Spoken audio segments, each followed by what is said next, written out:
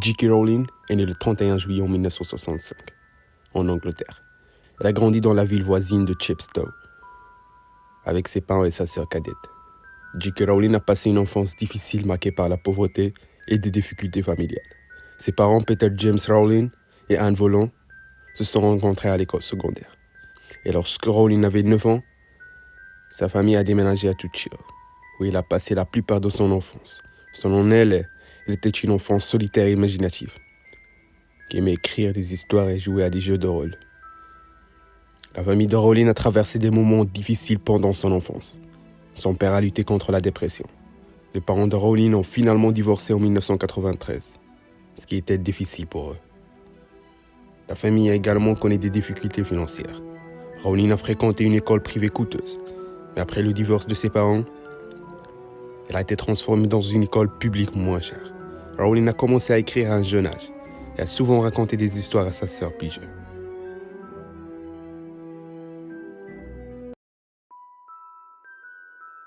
Et après le bac, elle a également reçu une bourse pour l'université d'Exeter, où elle a étudié la littérature française et classique.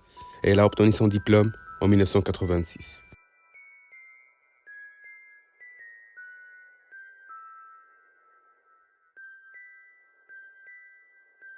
Il y a des moments dans ma vie où mes parents et moi-même avions peur de l'échec. Pour eux, je représentais plus grande crainte et pour moi, je considérais être mon plus grand échec. Ma vie était sombre et je ne pouvais pas voir la lumière.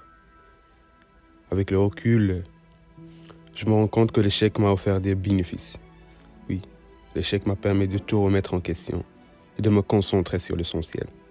J'ai commencé à mettre toute mon énergie dans un seul objectif, celui qui était le plus important pour moi. En me dépouillant de tout qui était accessoire, j'ai pu me concentrer sur mes passions et sur ce qui me rendait heureux.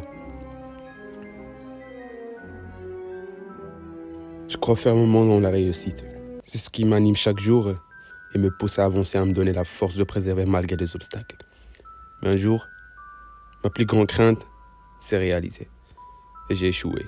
Pourtant, j'ai réalisé que j'étais encore en vie et que je possédais une vieille machine à écrire. C'est une grande idée. C'est ainsi que j'ai commencé à écrire le fondement de ma vie, sur lesquels j'ai construit ma carrière.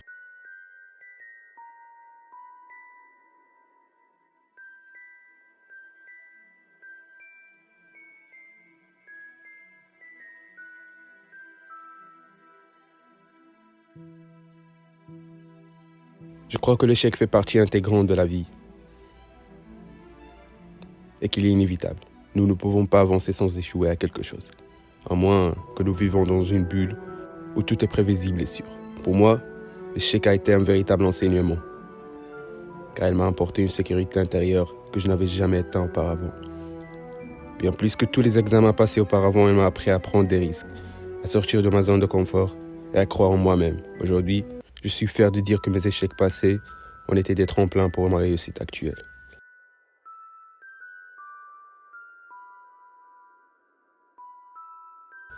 L'échec peut souvent être une expérience difficile, mais elle peut également être source d'apprentissage et de découverte de soi. Pour ma part, j'ai appris que j'avais une volonté, une discipline plus forte que je ne l'aurais jamais imaginée.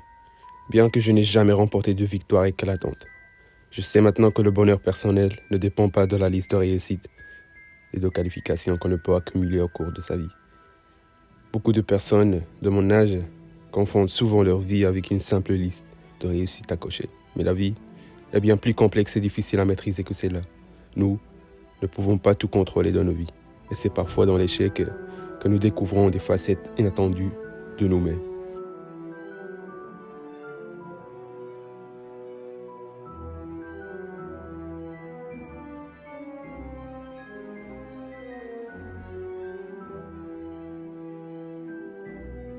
Si j'avais la possibilité de me parler à l'âge de 21 ans, je lui dirais que la vie est une aventure imprévisible et pleine de surprises, et que le bonheur réside dans la capacité à accepter et à apprécier cette complexité. Les réussites et les qualifications sont certes importants, mais elles ne doivent pas être les seuls critères de réussite dans la vie. Si vous décidez d'utiliser votre influence pour donner une voix à ceux qui sont souvent ignorés, vous donnez la possibilité de devenir un agent de changement. Il ne s'agit pas seulement de vos identités, aux puissants, mais aussi aux impuissants. De vous imaginer dans la vie de ceux qui ont besoin d'aide et de soutien pour améliorer leur réalité. Imaginez les milliers, voire les millions de personnes dont vous pourriez aider à changer leur vie pour le mieux. Vous pouvez faire une différence en utilisant votre statut influenceur pour sensibiliser les gens à des causes importantes, pour partager des histoires qui doivent être entendues et pour inspirer les autres à agir.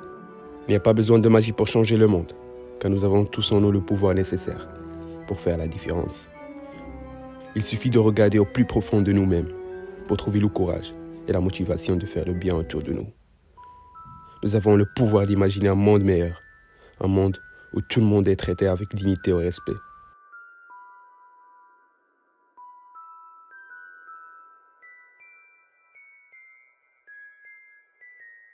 Vos parents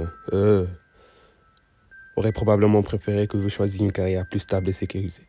Néanmoins, vous savez au plus profond de vous-même que l'écriture était votre passion et que vous feriez tout pour arriver.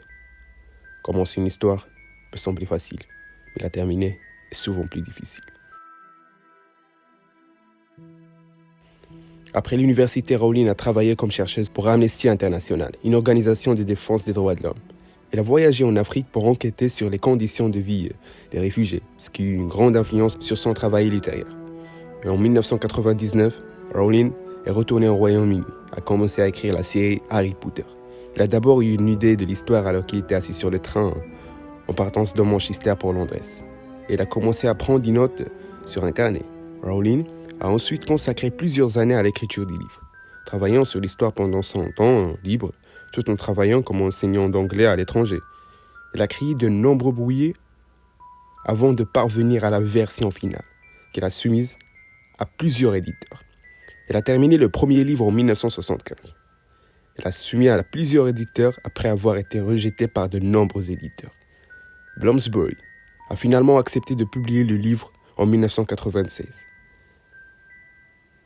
En 1997, le livre a été publié sous le nom de J.K. Rowling, car son éditeur pensait que Nom de Plume pourrait attirer davantage de garçons pour lire la série. Ce livre a été bien accueilli par les critiques et a rapidement connu un grand succès commercial. Après la publicité de Harry Potter à l'école des sorciers, Rowling a continué à écrire les 6 autres livres de la série. Elle a créé chaque livre à la main, sur des feuilles de papier. Avant de les transcrire sur un ordinateur pour les éditer, elle a également créé des notes détaillées. Les personnages et le monde magique de Harry Potter qu'elle a utilisé pour garder une trace de l'histoire à travers les différents livres. Lorsqu'elle écrivait, Rowling avait une routine stricte et travaillait dans des endroits tranquilles et isolés, comme des cafés ou des hôtels. Elle a déclaré qu'elle avait besoin de silence et de solitude pour concentrer sur son travail. Enfin, Rowling a également travaillé en étroite collaboration avec ses éditeurs pour affiner chaque livre, passant par plusieurs cycles de révision et d'édition pour assurer que chaque détail était parfait. Le résultat est une série d'ouvrages qui a captivé des millions de lecteurs à travers le monde. J.K. Rowling a travaillé sur chaque livre de Harry Potter pendant plusieurs années. Elle a commencé à planifier et à écrire chaque livre longtemps avant la publicité de la version finale. Elle a utilisé des carnets pour prendre des notes et élaborer les plans détaillés pour chaque livre. Rowling a également créé des arbres pour les personnages et des cartes détaillées par des différents endroits dans les livres. Lorsqu'elle écrivait, Rowling avait une routine stricte. Rowling a écrit tous les livres de Harry Potter à la main, sur des feuilles de papier. Rowling a également passé beaucoup de temps à créer des personnages complexes et réalistes pour ses livres. Elle a déclaré qu'elle aimait écrire des personnages qui étaient gris plutôt que noirs et blancs. Des personnages qui avaient des forces et des faiblesses, qui étaient plus vraisemblables que des caricatures. Rowling a créé un monde magique complexe et détaillé par ses livres. Elle a élaboré une histoire complète de la magie. Elle a compris les sortes, les créatures magiques et les objets magiques pour donner à son monde une profondeur et une réalité supplémentaire. En parlant de la thune, J.K. Rowling a une valeur nette estimée environ 1,1 milliard de dollars en 2022, ce qui fait l'une des auteurs les plus riches du monde. Les droits d'auteur de Rowling sur les livres Harry Potter sont estimés à environ 15% du prix de vente, ce qui signifie qu'il a gagné des centaines de millions de dollars grâce à ses droits. Les adaptations cinématographiques des livres Harry Potter ont rapporté plus de 5 milliards de dollars au box-office mondial. Rowling a reçu des droits d'auteur pour ses films et a également participé à leur production, ce qui lui permet de gagner des sommes considérables. Les produits dérivés de Harry Potter tels que les jeux vidéo, les jouets, les vêtements et les accessoires ont rapporté des sommes considérables à J.K. Rowling. bien que les chiffres exacts ne soient pas disponibles. Rowling a également investi une partie de ses revenus dans des causes philanthropiques telles que sa fondation caritative Lumos qui vise à aider les enfants en difficulté. Certains groupes religieux ont critiqué la série pour son contenu qui incluait la magie et sont considérés que ces thèmes allaient à l'encontre de leur foi et que cela pourrait influencer négativement les jeunes lecteurs. Il y a des gens qui disent que la série aborde des thèmes sombres tels que la mort, la perte et la violence, ce qui a pu inquiéter certains parents quant à la pertinence de l'écriture pour les enfants. Ils ont également critiqué le contenu pour sa violence et son intensité émotionnelle. Certains critiques ont considéré que la série Harry Potter encourageait l'individualisme et que cela pourrait influencer négativement les jeunes lecteurs. Certains critiques ont trouvé le style d'écriture de J.K. Rowling trop simpliste et enfantin, et ont considéré que celle-là n'avait pas l'attention que la série a reçue.